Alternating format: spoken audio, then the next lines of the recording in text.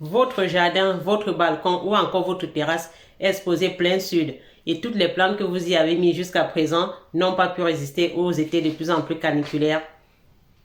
Dans la vidéo d'aujourd'hui, je vais vous présenter une liste de 10 plantes que vous pourrez utiliser pour fleurir votre balcon, votre terrasse ou encore votre jardin de manière à ce que ces endroits soient fleuris toute l'année. Car oui, c'est bien évidemment possible d'avoir un jardin, un balcon ou une terrasse fleurie toute l'année en étant exposé plein sud. Bienvenue sur la chaîne Terre de l'Ouest GHK. Ici, je vous parle de nature, de jardin, de biodiversité, de tout ce qu'il vous faut savoir pour prendre soin efficacement de votre jardin, toujours sans vous épuiser. Si vous n'êtes pas encore abonné, pensez à vous abonner, à activer la cloche de notification pour ne rater aucune de nos vidéos que nous publions toutes les semaines, généralement le jeudi. Pour les 10 plantes, je vais commencer toujours par strates. Vous verrez dans les vidéos précédentes que j'explique pourquoi est-ce qu'il faut planter par strate. Donc la première strate va être les strates qui vont être basses, des plantes qui vont mesurer entre 20 et 40 cm. La première plante va être l'érégéron, une très belle plante tapissante, couvre-sol, qui va fleurir de l'été jusqu'à l'automne. Vous allez avoir de petites fleurs blanches, parfois un peu de jaune à l'intérieur, comme de très petites marguerites, très florifères et qui s'étalent très bien, qui va vous servir de couvre-sol en plein soleil. Donc, l'érégéron pour la première plante. En deuxième plante, je vais vous parler du sédum. Le sédum spectabilis va avoir une floraison qui va être haute, une floraison qui va être automnale. Vous allez avoir des sédums qui vont fleurir blancs, des sédums aussi qui vont fleurir généralement roses pour la plupart des sédums spectabilis. Donc, le sédum pour la deuxième plante, floraison automnale. En troisième plante, on a la santoline.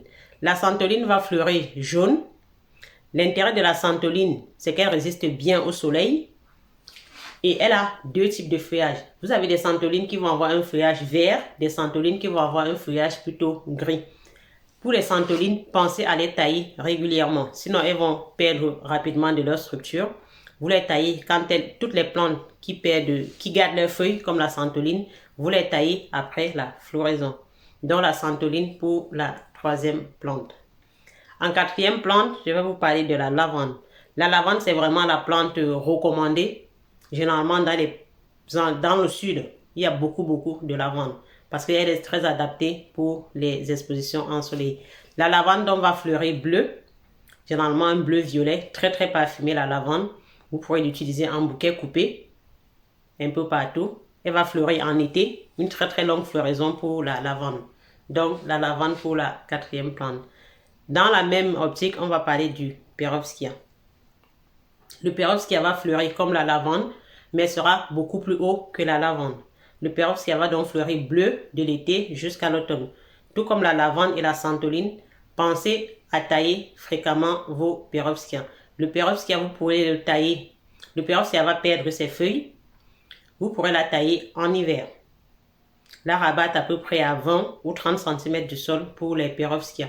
Elle va repousser l'année suivante et elle sera toujours de plus en plus belle.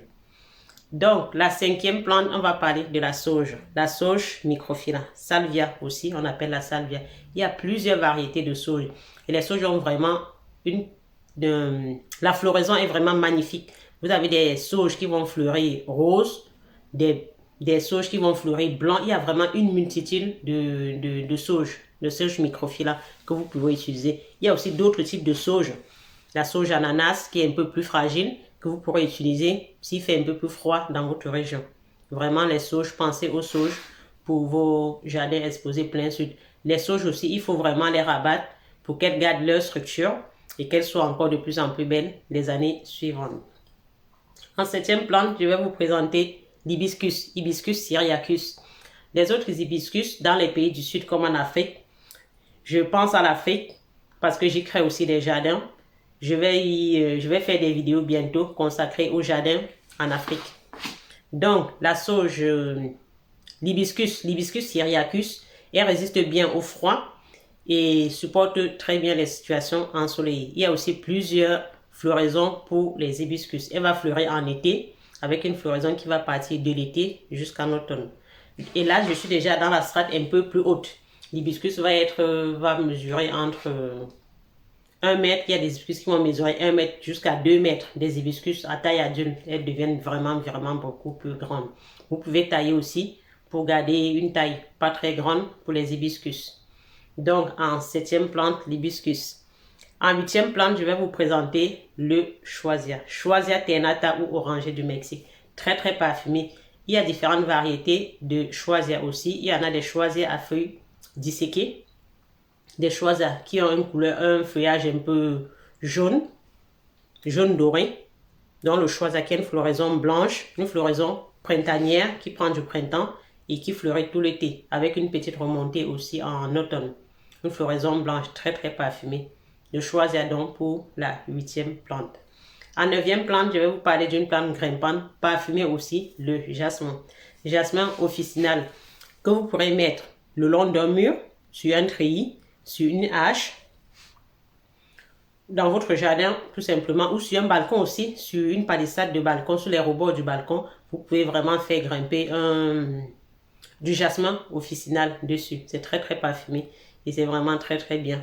Pensez à mettre les plantes parfumées vraiment près de votre entrée. Comme ça, quand vous rentrez chez vous ou quand vous sortez, vous aurez vraiment de doux parfums dans votre jardin. En 10e plante, le Cornus. Cornus Cusa, qui fleurit en été. Une très très belle floraison de Cornus Cusa. Je fais un coucou à ma prof de reconnaissance des végétaux, Pascal Conan, qui m'a vraiment transmis cette passion des plantes, qui vraiment avait une énergie débordante et qui parlait des plantes, elle vivait vraiment les plantes.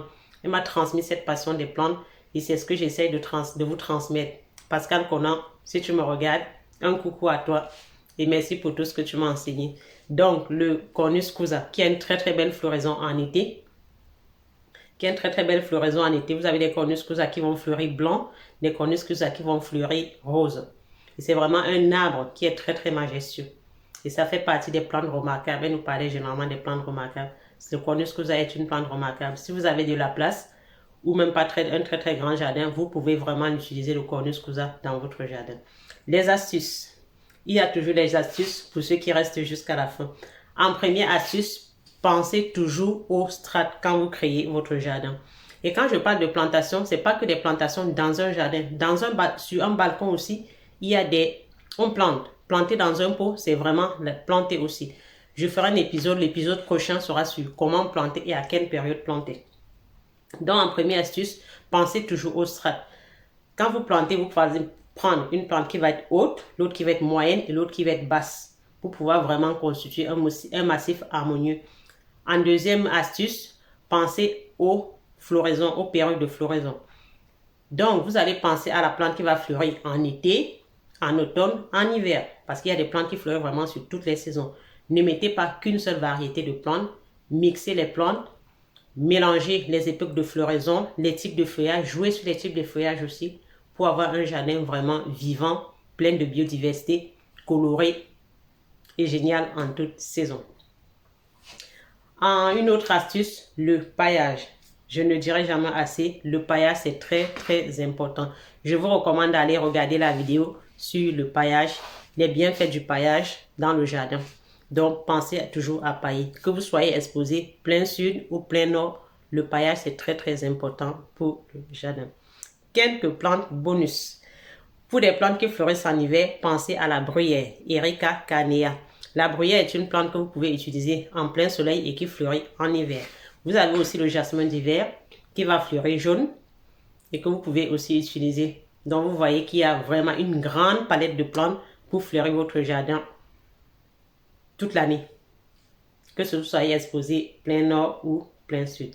Merci de nous avoir regardé jusqu'à la fin. Pensez à vous abonner. Si cette vidéo vous a plu, mettez un pouce, partagez, laissez-nous des commentaires. Si vous avez des sujets que vous souhaitez qu'on aborde, ce serait vraiment avec un grand plaisir que nous le ferons. Si vous avez besoin d'un accompagnement, Terre de l'Ouest GHK est là pour vous accompagner. Faites-nous un message, contactez-nous, comme plusieurs personnes qui nous contactent depuis qu'on partage nos vidéos et qui ont déjà eu à nous contacter sur les marchés ou les foires que j'ai l'habitude de faire très souvent. Donc, pensez à nous pour vous accompagner si vous avez des blocages, si vous avez besoin d'un suivi. Merci de nous avoir regardés jusqu'à la fin et à bientôt pour nos prochaines vidéos.